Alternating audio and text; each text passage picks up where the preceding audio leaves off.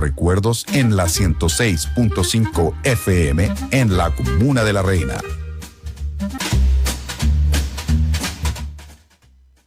Otros recuerdos aquí en la 106.5 FM de la Comuna de La Reina y además en el Instagram Live, en Radio Dejando Huellas. En nuestra segunda temporada hemos querido siempre ir intercalando entre nuestros amigos coleccionistas. La semana pasada estuvo la gente de la historia del ejército en los años 70, también con la música, y ahora es la oportunidad de hablar de música y especialmente del soul, que es, digamos, un ritmo que nació hace más de 60 años y todavía sigue vivo. Es un producto del siglo XX que todavía se escucha, todavía se baila, todavía hay culto con respecto a él, todavía se sigue generando, hay producción de soul todavía hasta el día de hoy. Y por eso quería invitar a un amigo con el cual nos encontramos en las legendarias Noches a Gogó, de mi amigo DJ Manjin, ¿cierto? Que le mandamos saludos, ha sido invitado también a nuestro programa, Julio Vera, y que también un reencuentro con alguien que no había hace muchos años, desde la época de la universidad, su compañero de universidad. Hablamos de Cristian Araya Salamanca, quien es periodista y además musicólogo, DJ, investigador de soul. Un gusto saludarte, Cristian, bienvenido a Vintage. Muchas gracias por tenerme en este espacio, muy agradecido de la invitación. Y un poquito consultarte de aquella época en la cual con mucho esfuerzo la universidad hacían Chile Radio, no me acuerdo cómo se llama. Chile Radio, sí. Chile Radio, quizás un proto intento de lo que ahora es la radio de la Universidad de Chile, ¿o no? Ciertamente, yo estuve relacionado con la radio de la Universidad de Chile todos los años 90, haciendo programas de música, y también fui parte del segmento Antares, que era el programa que daban la franja a las 11 de la noche, que eran programas de estudiantes, casi todos de la Facultad de Ingeniería, con Super 45, que es el programa el proyecto que sigo hasta el día de hoy. Nosotros partimos en 1996. ¿Y tú en qué año estás? Tú eras un curso más arriba, parece que yo. Yo entré en 94. Ya, 2 cursos, yo entré en 96. Claro. Entonces, nosotros en ese tiempo con Arturo Figueroa, que era compañero de la universidad, y con Boris Orellana, que era un amigo que estudiaba en la USACH, pero que teníamos mucha afinidad, estábamos siempre ratas de disquería, siempre buscando música. Nos gustaba mucho escuchar música, teníamos amigos que tenían bandas, y cuando se dio esta situación de tener un espacio de radio, recomendados por Jaime Baeza, que tiene un programa hasta el día de hoy en la Radio de Chile, que se llama Perdido en el Espacio, nos encantó la idea. Y empezamos a trabajar en eso, nos conseguíamos discos muy, muy recientes a través de disquerías que estaban en Santiago, que era como la época dorada de las disquerías, la segunda mitad de los años 90. Claro. Y eso fue dando a que mi profesión al final la dediqué a la radio. Tú sabes que la Universidad de Chile te prepara para escribir. En esa época sobre todo. Claro, es una radio, es una universidad, una formación que es para escribir. Y las otras cosas, sí, la tele, sí, por ahí, sí, la radio, y por ahí. Y en ese tiempo la idea del periodismo en línea no era demasiado incipiente. Bueno. Entonces, al final me dediqué a esto. Yo escribí harto de música, pero eventualmente llegó un punto donde la radio me fue seduciendo más y más y más. Así que después ya dediqué mi carrera, he trabajado casi toda mi carrera profesional desde la radio. 2 preguntas en una. ¿Qué tocabas en esa época? ¿Qué es lo que escuchabas más? ¿Y cómo llega el soul, digamos, a tu vida? Claro, lo que tocábamos era música indie, alternativa de la época, de los años 90, que es como una escena que hasta el día de hoy funciona, y que sobre todo en esta época está teniendo un revival. Como es súper interesante ver gente de menos de 25 años escuchando discos que para nosotros eran muy frescos hace 30 años. Claro. Es un fenómeno que nos resulta súper interesante. La música soul, por un lado es una música que siempre está, porque es una música que suena en la radio, es una música que escuchaba mi tía, que vivía conmigo, pero yo creo que uno de los puntos, 2 puntos de inflexión fueron primero la película The Commitments de Alan Parker, ¿cachai? Que era como presentaba a la música soul desde una pasión, que era casi como una suerte de religión. Era una película muy interesante, muy apasionada sobre la música. Y ahí como que empecé a abrir los ojos, y de ahí el libro Alta Fidelidad de Nick Hornby, el libro, no la película, porque en el libro el protagonista era el dueño de una disquería y hacía muchas relaciones entre la música indie de los 80, tipo Smiths y Aztec Camera y todos esos grupos como de guitarra más pop, con la música soul. Y claro, había una estructura, había una forma de hacer canciones, había algo, o sea, muchas canciones de los 60 fueron reversionadas en los años 80 y 90. Y claro, era como obvio. O sea, el link es súper directo. Y empecé a buscar, a investigar más Claro. y empecé a trabajar en la Radio Duna el año 2003 y empecé a meter soul a lo loco. De hecho, por suerte en ese tiempo todavía se compraban, nosotros pedíamos discos, hacíamos encargos. Claro. Entonces yo ponía compilaciones de soul. ¿Tenías un programa ahí en donde? Tuve varios, Ah, pero también era director de programación musical.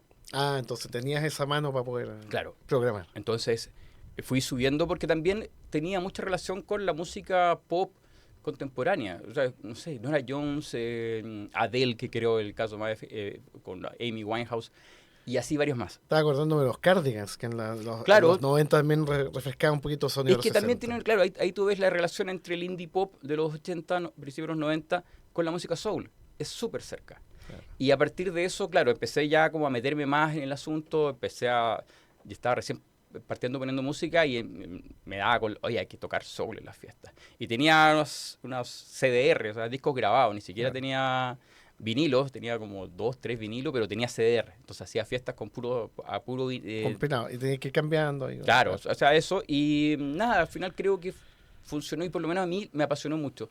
Y después de eso, claro, al ver esta relación, me di cuenta que, claro, era cada vez más interesante cada capa que uno empezaba como a meterse. Probablemente lo más conocido es Motown, pero claro, empezaba a ir uno abajo, y hay cosas tan interesantes como el Northern Soul, que fue la música soul que se escuchaba en Inglaterra cuando empezó la psicodelia, es decir, 66, 67 más o menos. Es decir, mucha de esta música, la música pop de los 60, estaba consumida por gente que trabajaba en fábricas, mineros, Claro. que básicamente era una forma de escape. Entonces ellos usaban, lo que les gustaba, escuchaban esta música como una forma de escape, y cuando la música se puso más sofisticada, más cerebral, ya no era lo mismo. Ya escuchar a Pink Floyd, un carrete de fin de semana donde todo lo que quiero es evadirme, no funciona. Claro, el tema hippie nunca pegó en Inglaterra. Es una cosa que No, se va- pegó. O sea, pegó, pero nunca en una capa, en la juventud trabajadora. No, pero es que los skinheads, No, sí, los claro. chicos ¿cómo se llama esto? Los chicos soul, no lo entendieron, y ahí es donde Inglaterra se desarrolla mucho, ¿cierto? En la fines de los 60, en los 70 también. Claro, lo interesante del Northern Soul es que los DJs, había toda una cultura de lo nuevo, que es una cultura que creo que hasta el día de hoy funciona en el Reino Unido, en lo nuevo. La novedad es lo que importa. Entonces llega un punto donde los DJs que tocaban música toda la noche eran all-nighters. Toda Los la noche. famosos all-nighters. Claro, entonces en un punto se le acabaron los discos o ya tenían que empezar a repetir, como ya de nuevo a tocar Aretha Franklin, en serio. Entonces había una promoción de una aerolínea que era muy barato viajar a Nueva York, muy barato, muy accesible para gente que no tuviese tanta plata. Claro. Y los DJs ingleses empezaron ir a buscar discos a Estados Unidos. Pero en esa época ya el soul había como dejado de estar de moda, la gente ya estaba en el funk, estaba como la cosa del rock más pesado, del rock ácido, ya como empezando como a anticipar lo que iba a ser Woodstock. Claro. Pero no, pues entonces ellos fueron a buscar discos que quedaron descartados, discos de artistas que no tuvieron cero éxito en Estados Unidos, pero se los llevaban a Inglaterra y empezaban a funcionar en Inglaterra, años después. De hecho hay un caso, creo que fue, no recuerdo el nombre en este momento, pero que lo fueron a buscar porque, oye, tu disco está haciendo un hit en Inglaterra, y lo fueron a buscar. Yo veo un montón de artistas de esa época de Estados Unidos, pero ¿cómo? No, el tema es que el tipo había hecho esta canción, había hecho un par de singles más y se había retirado la música, fracasó. Pero cuando lo fueron a buscar estos ingleses, el tipo trabajaba en una fábrica, trabajaba en Detroit en una fábrica de Ford. No, de auto. Y no se la podía creer, pensaba que era mentira, decía, es cierto. Sí, y se lo llevaron a Inglaterra, hizo muchas giras en Inglaterra y finalmente se quedó a vivir allá. Major Lance, ese era el nombre. Y se quedó a vivir allá. Y eso no fue el primer caso. Entonces se generó esta cultura respecto a la joya perdida de la música soul y que solamente el formato 7 pulgadas. Entonces era toda una suerte de religión. Y la gente tenía dos circuitos en el norte de Inglaterra, o sea, el Northern Soul, porque es el norte de la zona más proletaria, están las minas, las factorías. ¿Dónde está el Wigan Casino? ¿Cómo se llama esta ciudad? Tal cual, el Wigan Casino era parte de un circuito se volvió a la ciudad. Claro, de discotecas que abrían por horario. Una partía a las 10, terminaba a la 1, agarraban los autos y como las distancias no eran nada largas, y a los 45 minutos llegaban a la segunda discoteca que partía a las 2 de la mañana. Entonces iban haciendo esto durante todo un fin de semana. Hay unas leyendas urbanas, decían que los tipos asaltaban las farmacias y sacaban toda la anfetamina. Claro, porque que ya venía la época de los mods, que era para poder estar despiertos, vivos, toda la noche bailando. Eso era lo que más se consumía. Claro, esto es un poco anterior a los mods. De hecho, claro. o sea, los mods tomaron esto. Y los DJs se peleaban entre ellos como tener las mejores canciones. Y había casos que habían coleccionistas que eran amigos de un DJ.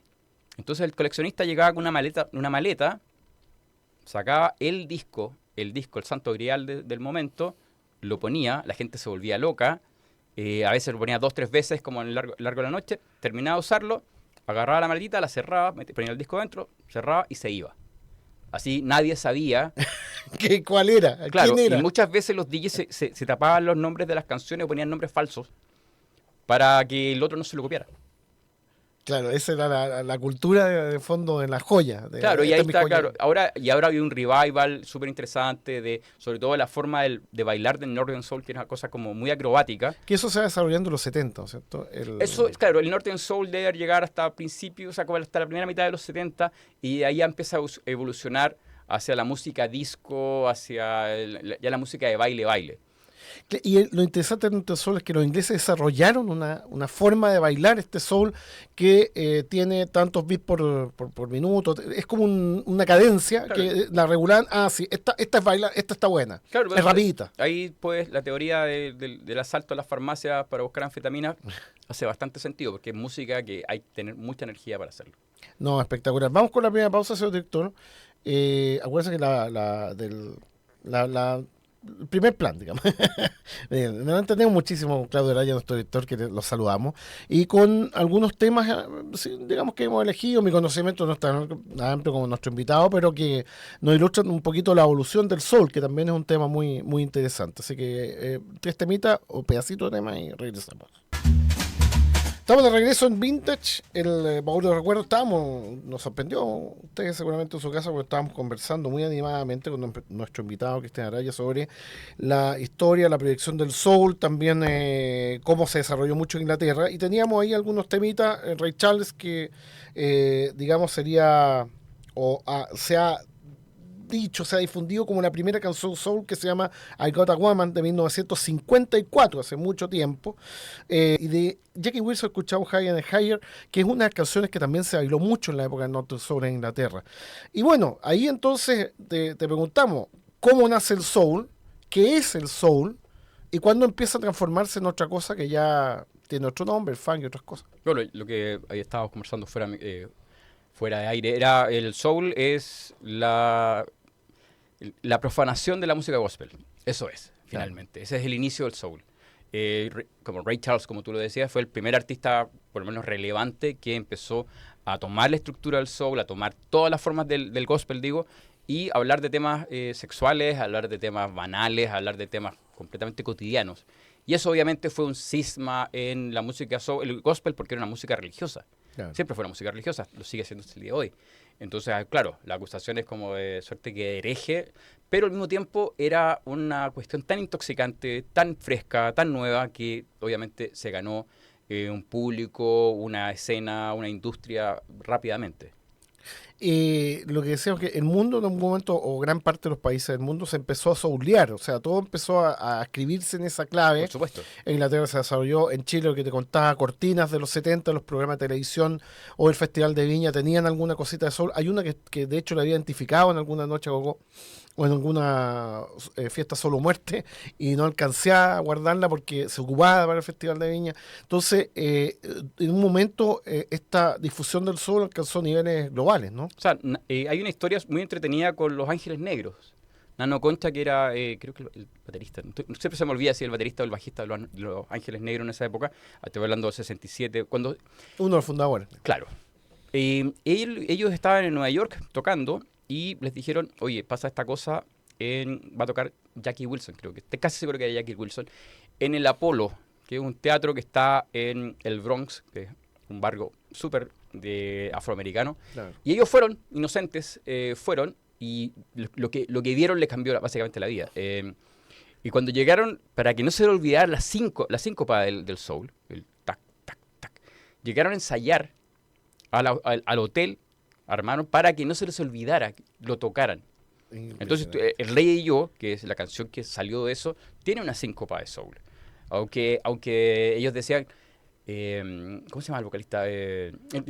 ¿Cómo se llama el guitarrista de los Ángeles Negros? Mario... Bueno, ya lo recordaremos. No podía, no entendía cómo funcionaba. No, le costó muchísimo adaptarse, como no entendía esta canción, cómo se toca. No, era algo completamente diferente a todo lo que había hecho antes. Claro, porque ellos estaban en la clave de blues, digamos, ¿cómo se llama esto? Como lento, no, y venían de la ¿cómo se llama? De la herencia del bolero. Claro, sí. Lo que pasa es que le introdujeron instrumentos para... Claro, y en Chile los Minimás tuvieron ese gran éxito que hasta el día de hoy yo creo que se escucha. Y que fue básicamente trascendió bastante más allá y lo que podríamos entender como la fiebre, el soul, la segunda mitad de los 60. Claro, siempre Chile atrasado, por supuesto, 2-3 años, porque bueno, estábamos básicamente en el último rincón del mundo y, claro. eso es así. Claro, pasa eso. Claro. O pasaba antes. Claro, de hecho, Nano Concha fue uno de los productores de Gloria Aguirre, que probablemente es la primera grabación soul, estrictamente soul, uno podría decirte soul de punta a cabo. Claro, hecho en Chile. Y efectivamente pasa que lo que hablábamos, que había un ritmo que tú llamabas, que es clave del soul, que es el de 4... 4 to the floor. Exactamente. Y después cuando empieza a mutar hacia el funk, va ralentizándose, ¿cierto? Claro. Se va bajando la velocidad, ¿no? Sí, espera, una cápita sobre la anécdota de Los Ángeles Negros. En Super 45, la radio online, que eso es ahora, hicimos hace algunos años atrás una serie de entrevistas a músicos que fuesen importantes dentro de la música latina, hecha por un periodista que se llama Hernán Melgarejo, y él entrevista a Nano Concha. Y él cuenta todo esto, lo que estoy contando yo, como con detalles medio difusos, los cuenta, pero completamente, y da a entender todo lo que pasó en esa época. Lo pueden encontrar en el Mixcloud de Super 45, que es Mixcloud /Super 45, y ahí está todo, el detalle, y es fantástico como él va explicando las cosas, se ríe mucho porque cree como, qué loco que de mi trayectoria se acuerden de esa parte. Claro, exactamente, es increíble. Y claro, hubo producción propia, digamos, en Inglaterra que siguió, cierto, a principios de los 70 también. Esto me contabas que gente que no tuvo éxito en su momento en Estados Unidos pegó muchísimo en Inglaterra, claro, años después. Y en Inglaterra vieron artistas muy, muy famosos. Dusty Springfield, por ejemplo, era una la artista más famosa de su tiempo, un buen rato. Y ella tomó bastantes estándares de la música soul estadounidense y los adaptó a su estilo. Y hizo... Hay un documental que vi hace muy poco que se llama Cuando Motown llegó a Inglaterra, que fue la primera gira de Motown en Inglaterra el año 66, que fue bien agridulce porque no fue mucha gente, tocaron harto, pero conocieron a mucha gente muy clave. Conocieron a los Beatles, conocieron a Dusty Springfield, que hizo posible que Motown hiciera un especial para la BBC, algo que era rarísimo porque es música que en realidad no se estaba editando en Inglaterra, entonces era una música bastante de elite, en el sentido que muy poco acceso. O sea, los mods todavía no enganchaban con el soul. Todavía no existía. Bailaban beat los mods. Todavía no existían los mods. O sea, pero te hablo, si los mods existieron en 64, o sea, ese fue el año de explosión con los famosos incidentes de Brighton, de otras playas. Yo pensé que eran más posteriores. Claro, conocemos esto, pero es cierto, o sea, demoró en llegar, porque al principio se bailaba beat, eso es lo que más se bailaba, sí, beat, y en algún momento llega el Motown en el año 66, y ahí entonces empieza a entrar fuerte, claro, ¿no? El especial que se hizo para la BBC, lamentablemente, para la gira, que hicieron una gira por toda Inglaterra, y que era terrible, porque iban unos buses, eran 10 artistas en unos buses terribles, con muertos de frío, tocaban, tenían que tocar al día siguiente, 200 kilómetros más allá. Lo pasaron muy mal, pero entre otras gente, los Beatles eran sus campeones, es decir, Beatles hizo bastantes versiones, recomendó muchos artistas de Motown, de Soul, en el Reino Unido, y este especial, que fue una cosa que fue con mucha difusión en la BBC, es un medio, o sea, es muy, muy grande, llegó después de la gira. Entonces, claro, los artistas ya se habían devuelto a Estados Unidos, y para la siguiente gira esto funcionó mucho, pero ellos decían, Ojalá hubiéramos tenido este especial, hubiese salido al aire, porque se grabó cuando llegaron, pero se emitió como 2 meses después. Claro. Sí. Ahí fue también como la puerta de la música soul.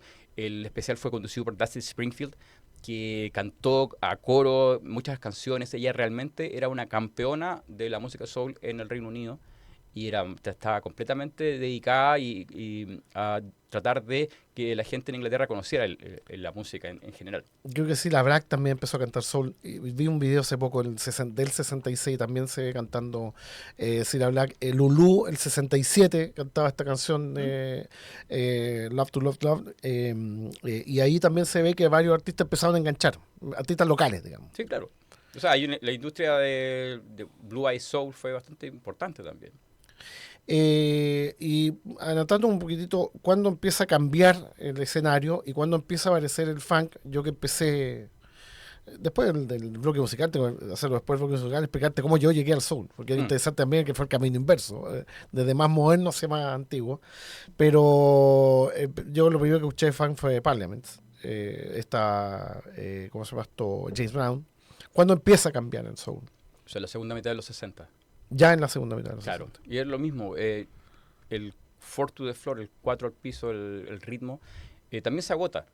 Era ya también una camisa de fuerza para el estilo. Y empezó otra gente a tomar, obviamente, las mismas referencias, pero a expandir las bases rítmicas, a expandir también los tópicos, a expandir la manera en que se presentaban.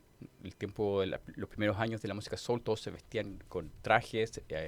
Los Temptations. Claro, y hacían coreografía. Aquí ya eso empezó como a dejar de ser como todo esto. O sea, Marvin Gaye se dejó el pelo largo, Stevie Wonder se dejó el pelo largo. Los artistas fueron evolucionando, básicamente. Y lo increíble es que evolucionan en 3, 4 años.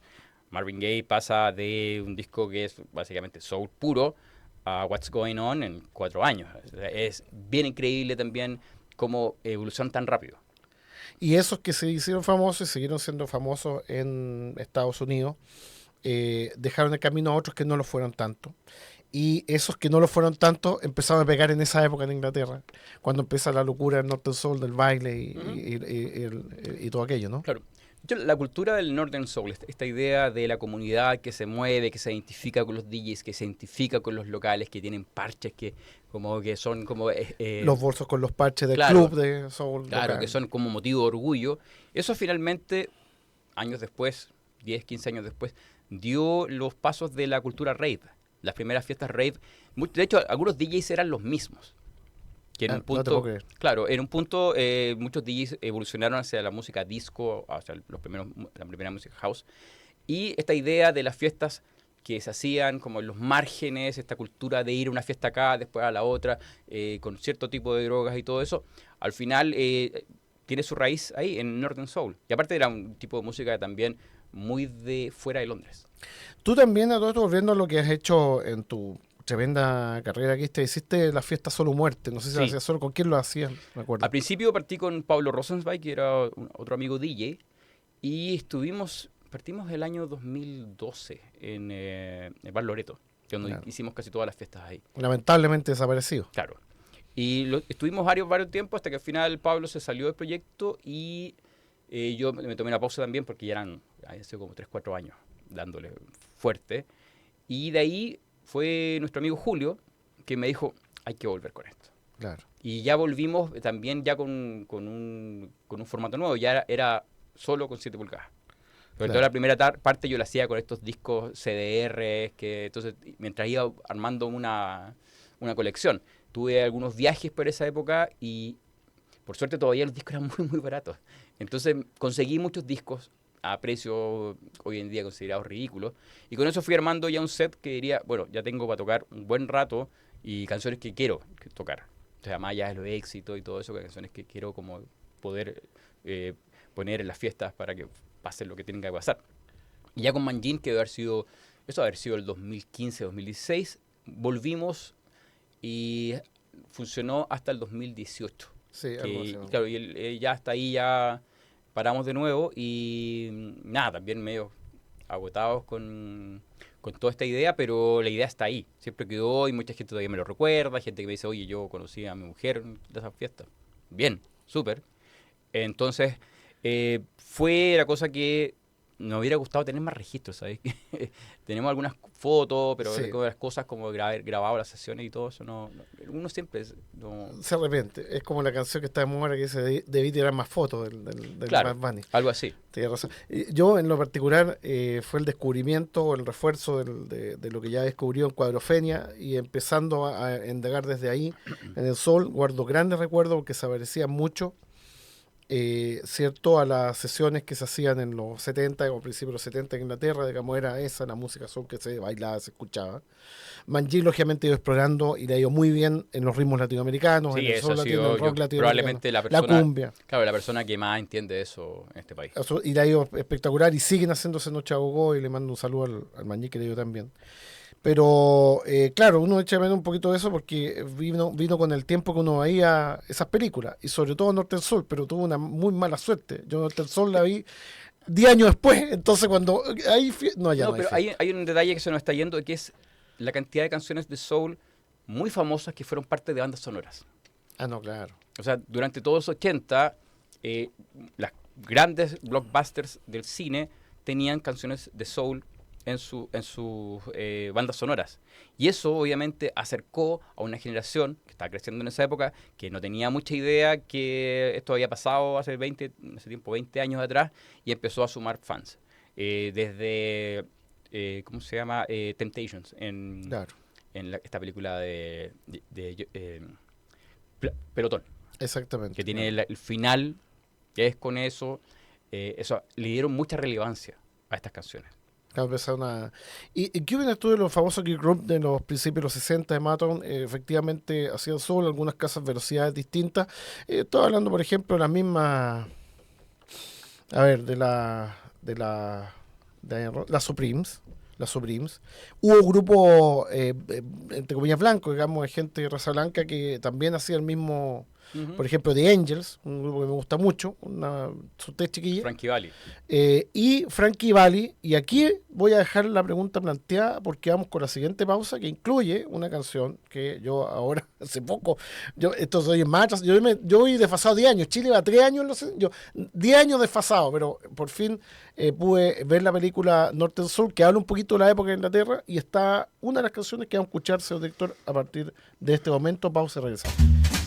Estamos de regreso, escuchábamos algunos temas muy interesantes que yo quería preguntar a nuestro invitado. Bueno, lo primero que sonaba era la canción de Night de Frankie Valli de Four Seasons, que yo tengo dudas de qué año se editó originalmente en Estados Unidos.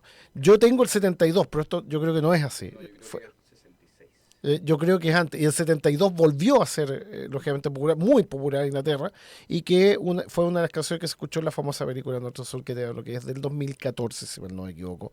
Y que ahí yo descubrí todo el mundo del Northern Soul, lo que significa el baile y todo. Yo me compré un libro que estaba asociado a la película, que era básicamente una explicación de la escena. Es un gran libro. Tiene fotos maravillosas, algunas como que algunas son fotos de la película y otras son fotos de la época. Y yo, de hecho, hablando con mi gran amigo Carlos Alvarado, alias Carlos, que también le gusta mucho el soul, él me dijo, me rayé tanto con esta película que mandé pedir un CD de cómo hacer los pasos y todo el cuento. Y eso, ¿cuánto fue? No, fue cuando salió hace 10 años, así que yo dije, otra vez llegué tarde. Siempre llego como 10 años tarde las cosas.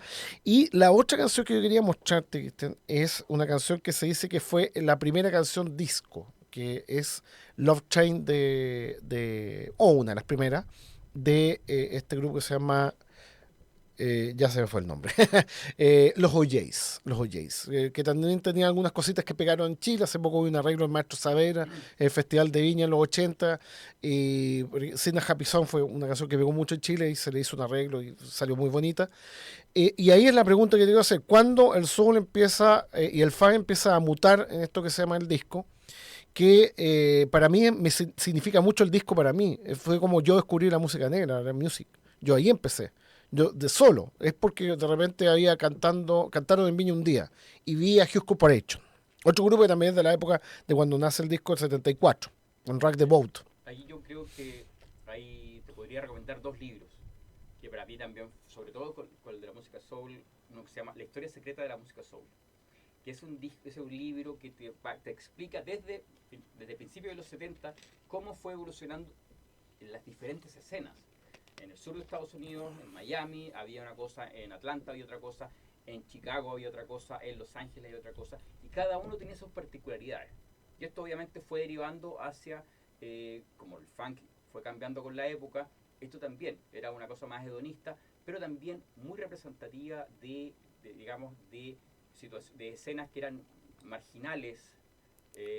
La música disco partió siendo una música para gente negra, gente latina, homosexuales. Exactamente, en los club gays se bailaba y en un momento hizo la explosión con el último tema que escuchamos, que es lo más conocido del disco en el mundo, que es de Stay Night de Saturday Night Fever de 1978, que un día como hoy inició una carrera de 24 semanas en número 1, fue una locura. Y fíjate que Barry Gibb tuvo en un momento, a fines de los 70, casi todos los top 10, porque aparte de los éxitos con los Bee Gees, le hizo temas a Samantha Sang, el hermano chico que no estaba en el grupo, que se llama Andy Gibb, también tuvo temas, hizo los temas del Guilty con Barbra Streisand, o sea, fue una locura esto, otra locura más. Y En este caso el disco. considera que su paso al disco fue bastante reticente. Ellos venían de hacer Odessa, Claro. grandioso álbum de pop psicodélico, Claro. que fueron después sacaron el primer disco de los 70, son discos de folk rock. Entonces ahí pasar a esa cosa del disco fue, digamos, no era fácil, era una movida súper comercial, pero que les funcionó. Y según varios libros y cosas que yo he leído, dicen que ya para Estudio 54 el disco ya estaba muerto. O sea, el disco cuando se convirtió en una cosa blanca, o sea, homogénea, ya no funcionaba. Cuando se mainstreamió. No, claro, y aparte se convirtió en algo muy elitista. En realidad, o sea, más que mainstreamearse, claro, el baile y los los clubes se transformaron muy elitistas. Tal cual. Y también dio paso para encasillar a la música en una cuestión como con todos los males de la sociedad que existían. Hubo esta famosa noche donde se quemaron cientos de discos de música disco, claro, en Chicago. Y Como el disco Backslash, una cosa así. claro, ¿no? disco sex. Algo Porque así. Claro, que había poleras que decían disco claro, sex. contra, claro, esta cosa de ser música, bueno, hay que decirlo, de maricones ya. Eso es lo que se decía. Claro, entonces al final es eso, entonces claro, versus grupos de ese rock clásico de fines de los 70, como Eagles, esta cosa tan hétero, tan estadounidense, blanca. Exactamente. Claro, entonces la música disco no es que haya desaparecido, sino que se replegó. Claro, forzaron la desaparición. O sea, en No, fondo, porque- un grupo forzó que no, esta música es mala. No, pero también se había agotado, digamos, también la fórmula. Y la música disco nunca desapareció, se cambió de nombre, se escondió en escenas más chicas, o sea, más chicas, más underground, o menos a la vista. Y en otros continentes como Europa está vivo y regenerándose con el Italo Disco, Tal ¿cierto? cual, sí. Jojo Moroder. Pero en Estados Unidos se empezó a llamar house music. Claro, o sea, fue lo que cambiaron el nombre para que no asociarlo más con el Claro, nombre y viejo. todas las sesiones de los primeros DJs famosos, como David Mancuso, tocaban soul, tocaban funk, tocaban muchos estilos de música que dieron a paso a esta sensación de baile, esta invitación al baile, que era libre. Era un baile libre, no había que saberse una coreografía para bailar. O sea, tú tenías Soul Train, donde convertías ahí casi en acrobacia de la música, pero era con el soul, era con el funk, era una cosa. El disco era mal mirado, porque aparte tenía un ritmo que era súper poco negro, que era 120 BPM, como tup. Eso es muy interesante lo que tú dices, porque todas esas BPM son los que van también dando el tono, cómo va cambiando la música. Tal cual. Y es una evolución. Mira, hay otro libro que te quiero recomendar que se llama Historia del DJ. El título original en inglés es Last Night a DJ Saved My Life, como la canción de In Deep, que es escrito por dos periodistas ingleses, que es increíble porque ellos cuentan con un entusiasmo la historia del DJ de los años 50, la historia de la discoteca, Claro. que desde los años 50 en Francia, que más o menos empezó como la idea, el concepto de la discoteca partió ahí. Según el legendario y muy cuestionado Jimmy Savile, él fue el que lo inventó.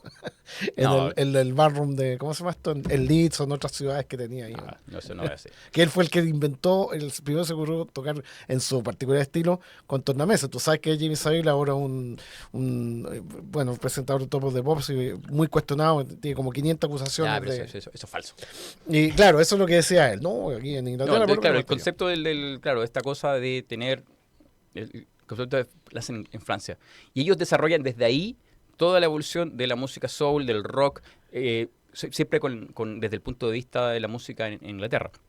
Y de cómo eso, el Northern Soul, lo explican con un entusiasmo que tú no te lo puedes creer. Y eso también, yo cuando este libro lo leí hace, no sé, 20 años, también era como, wow, tengo que escuchar, y anotaba los nombres para ver cómo los podía conseguir. Estas compilaciones que pedía cuando trabajaba en la radio trataba de pillar las cosas ahí también. Y después, la primera parte es sobre hasta diría los 70 y tantos, Northern Soul, ahí termina. Y la segunda parte es sobre la música disco en adelante, que termina ya como en los 90 con ya el acid house y todo eso. Y la tesis de ellos que era lo que me parece más interesante, es que la música cambió en Inglaterra, cambió de ser una nación gris, una nación súper taciturna, hizo que la gente se abriera, la gente fuera empática. Obviamente que el éxtasis ayudó muchísimo en todo esto, pero esta idea de tener manifestaciones donde la gente acudía por miles de personas a bailar música en una sociedad de posguerra como la británica, eso era impensable, y que eso había determinado como a la idiosincrasia británica en adelante. París, director, no se preocupe. Yo empecé con el disco, el primer impacto tenía 12 años y vi este programa cantado en Viña un día y vi a Hugh Corporation, me cambió la vida. Y Tabarés creo que también salió, pero Hugh Corporation, el ritmo de Hugh Corporation me dejó vuelto. Yo lo que más me impactó a Chabuca Granda, famosa compositora peruana, bailando con este grupo disco que 4 años antes había sido éxito mundial. Y ahí empecé con el disco. Después de ahí un amigo que le gustaba el hip hop, también le gustaba el Fan Parliaments, y ahí para atrás descubro a Mangin, pero muchos años después la Cuadrofenia y todo lo que implicaba el sol en los 60. Y ahí te quiero hacer la pregunta. Yo una vez no sé con quién estaba hablando, estaba Mangin y alguien más, y yo dije, algún día me gustaría hacer una fiesta disco. Y alguien me miró como cara muy fea. Pero la cosa es que sí, acá parece absolutamente olvidado el disco. No, pero nada. Hay una pero escena. Después fui al túnel y todavía, ¿cierto? Se tocan algunos temas con arreglo y todo eso de aquella época. De hecho, te diría que no, que hay muchas fiestas que no se toca exclusivamente disco, pero se toca el disco y todas las cosas que precedieron y antecedieron. Bueno, y hay DJs como Boogie Mike, por ejemplo, que es un coleccionista, un DJ. Tremendo. Que él partió en el hip hop como muchos DJs, y ahí ha ido evolucionando hacia la música disco. Sus fiestas son famosas y tienen muchísimo arrastre. Y claro, él va entre el disco y el funk. Sí, sí, hablamos harto en su momento. No, y es un tipo, una eminencia, que tiene una colección de discos, pero maravillosa. Entonces existe el disco, existe la cosa del disco químicamente puro y el disco un poquito más underground, que también Diego Morales, por ejemplo, un DJ que es súper libre, súper amplio. Él toca muchísimas canciones disco, claro, el disco tal vez un poquito más de sellos más chicos de la época, pero existe mucho. Hay una camada de DJs que es, te diría, de los últimos 10 años quizás, que están tocando música disco, pero claro, es parte de un concepto un poquito más grande. No es que toquen exclusivamente disco, sino que tocan esto y varios más. Pero es una muy buena época para la música disco. Están saliendo muchos artistas, muchos DJs.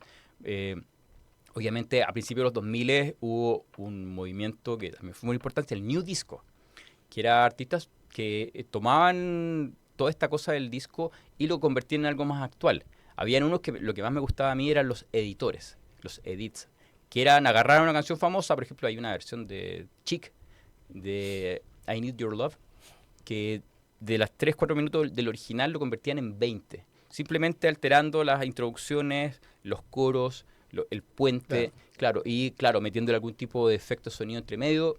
Y desde ahí yo creo que el revival del disco es más largo, ha sido más largo que el tiempo en que el disco tuvo plenitud. Exactamente, que fue, bueno, ni hablar de los 90, donde efectivamente había otros grupos, Corona, por ejemplo, And Wanna Be a Star, que tiene una versión con un arreglo que yo ahí dije, el disco volvió y estaba feliz de la vida porque era la época que empecé a escuchar. Señor director, estamos listos con el tiempo, perdóneme, pero es que la conversación está tan buena con Cristian Araya, con nuestro invitado. Nos dejamos también invitado, Cristian, a escuchar Super 45. Hay una app también, ¿cierto? Hay una app que le pueden encontrar en el App Store, Super 45, y también, si es que les da el tiempo, escuchen en el Mixcloud de Super 45, que es una plataforma donde uno pone mixtapes, o sea, pegaditos. Claro, enganchados se decían. Claro, tengo creo que casi más de 50 mixtapes de música soul, donde voy con Solo o Muerte, que básicamente refloté eso cuando partí con Super 45 como radio online, donde voy combinando artistas nuevos con artistas clásicos. Hay toda una escena que creo que ya da para otro programa, pero hay toda una escena muy grande en Estados Unidos del último, te diría, 7, 8 años, que hay un revival del soul clásico, con las formas del soul clásico, pero también agregando otros sabores, como hay mucha gente de ascendencia latina haciendo música soul en los Estados Unidos, algunos cantando incluso en español. No, espectacular. Así cerramos Vintage de Recuerdo. Nos vemos el próximo miércoles. Gracias a Radio Dejando Huellas por el espacio. Gracias a todos por escucharnos. Nos vemos.